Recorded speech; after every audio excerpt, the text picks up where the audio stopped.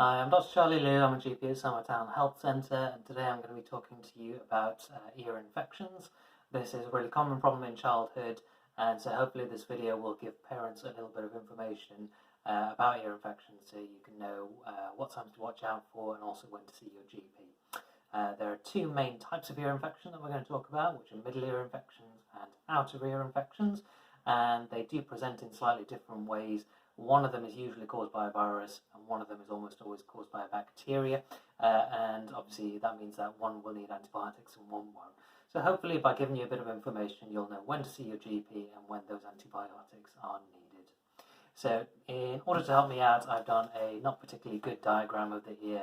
You can probably get a much better diagram by just Googling images of ear anatomy. But roughly what we're looking at here is that we've got the earlobe on the outside that leads to the ear canal through the little hole here, and at the back of the canal is this shaded area here, which is the tympanic membrane or eardrum, and then behind the eardrum is the rest of the ear, the middle ear. There are some little ear bones here which I haven't even attempted to draw because I'm clearly not that good of an artist. So the eardrum, the tympanic membrane, is what separates the middle ear from the outer ear here, and as the names would suggest, the middle ear infections occur on this side and the outer ear infections occur on this side. So with the outer ear infections, these are the ones that are usually caused by bacteria. The colloquial name for an outer ear infection is swimmer's ear. The medical term is otitis externa. And with these types of infections, usually the child is quite well.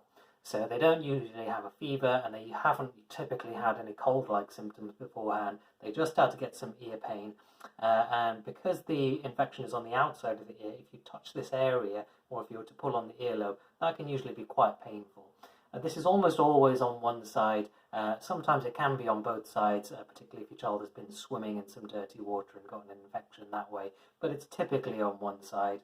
If you have a look in the ear canal, in the little hole here, you can usually see a little bit of white discharge. So it just looks like a kind of thick, milky sort of fluid. Now, if that's the case, and your child is otherwise well, they don't have a fever, they don't have a sniffly nose, they don't have a sore throat, that's usually otitis externa or an outer ear infection, and that will respond quite well to some antibiotics. So the antibiotics are not oral ones, they're drops, so you basically have to put them into the ear and then hopefully hold the head like that for a little while, and you have to do that 3 or 4 times a day. For those of you with young children about the age of 2 or 3, good luck with that. The other type of ear infection, before I get onto that, so sometimes what we find is that there's a lot of discharge in the ear canal, and that can sometimes block the antibiotic drops from getting in there and doing their job properly. So what I usually recommend is to get a little piece of tissue paper. Just a second, I'm back. So just get a little piece of tissue paper like this and kind of roll it up in such a way that it makes a point like this. And then with the help of hopefully someone else to hold the ear back a little bit, you basically insert that into the ear hole and just give it a bit of a swizzle around. And because it's nice and soft, because it's just made of tissue paper, it's not going to damage anything. What you don't want to do is start fishing about with one of these things. I'm sure these have their uses, but when it comes to ears, these are a GP's nightmare because invariably people just push it in a little bit too far, or something makes them move or jump. The inside of the ear is pretty sensitive, so if you stick something in there, you're probably going to jump. And if you jump the wrong way, you're just going to pierce straight through the eardrum. The eardrum is incredibly thin. I think it's something like the thickness of a hair or something like that at its thinnest point. So it's really easy to get one of these straight through it, and that's quite hard. Whereas one of these is not going to do any harm at all. So you do that a couple of times. That will help to clear up a little bit of the discharge, and that just means that the antibiotic drops are going to be able to get in and do their job a little bit more effectively. So the other type of ear infection here is the middle ear infection. So this occurs behind the eardrum, where this little swirly thing is supposed to represent the cochlea. I drew that and then I just gave up on the rest of it.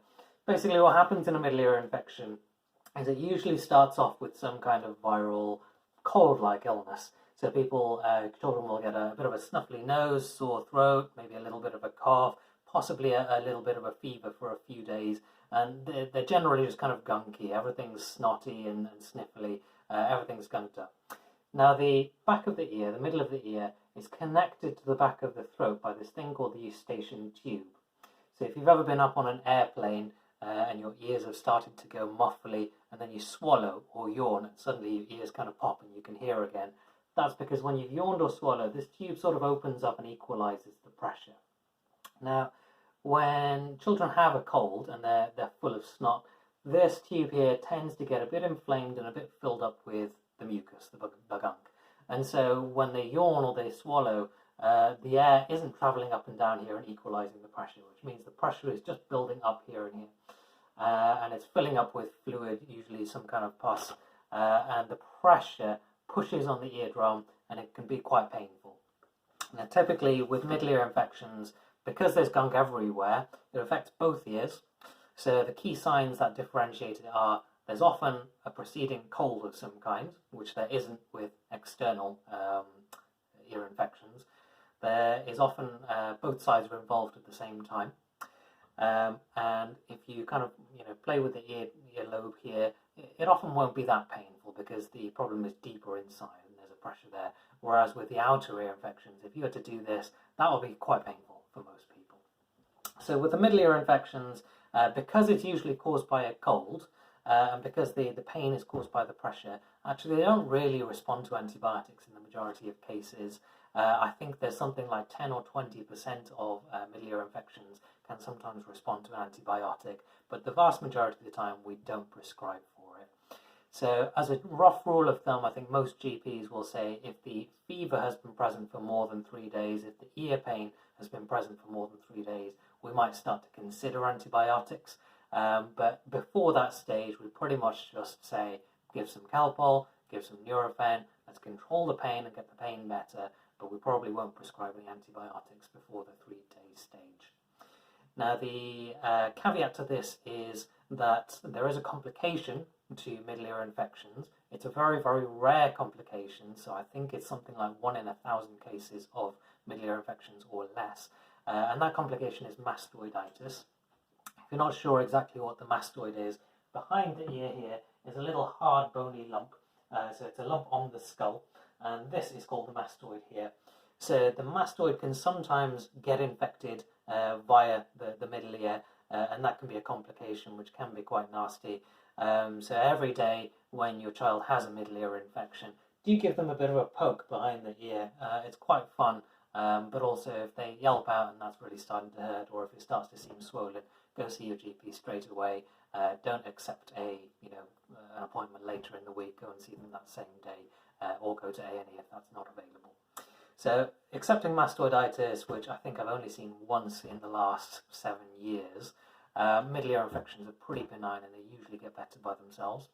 Occasionally what happens is the pressure builds up so much that the eardrum actually pops, and then what will usually happen is you've had a couple of days of having a cold, a couple of days of having ear pain, and then suddenly a bunch of discharge will come out the ear. Often the child will just wake up and the pillow will be kind of nasty and gunky. It's lovely for the parents to have to clean up. But often that actually solves the problem. The pain has gone away because the pressure has been released. And so the child is actually running around quite happy. They can't really hear very well because their eardrum is popped, but the discharge has come out and they're no longer in pain. Now, the eardrum popping is usually just a transient event. The eardrum does have the ability to heal itself, and so if you usually wait for a couple of weeks, that will often start to heal over and the hearing will start to get better again. If it doesn't, then obviously go see your GP. Now, it's probably worth saying that both of these types of infections, probably one of the key symptoms is pain in both cases, but not all ear pain isn't necessarily an infection. There have been some studies that show that ear pain just by itself, about 50% of the time is not diagnosable. It never comes up with a diagnosis. You go see your GP, they have a look in the ear, they don't really see anything, there's no discharge, there's no swelling, there's no fluid behind the ear, and they kind of go away and go, I'm not quite sure what it is. Part of the reason for this might be that ear pain is quite difficult to diagnose. There's a lot of things in this area that can masquerade as ear pain. So people can get facial pain that masquerades as ear pain. They can get dental pain that masquerades as ear pain.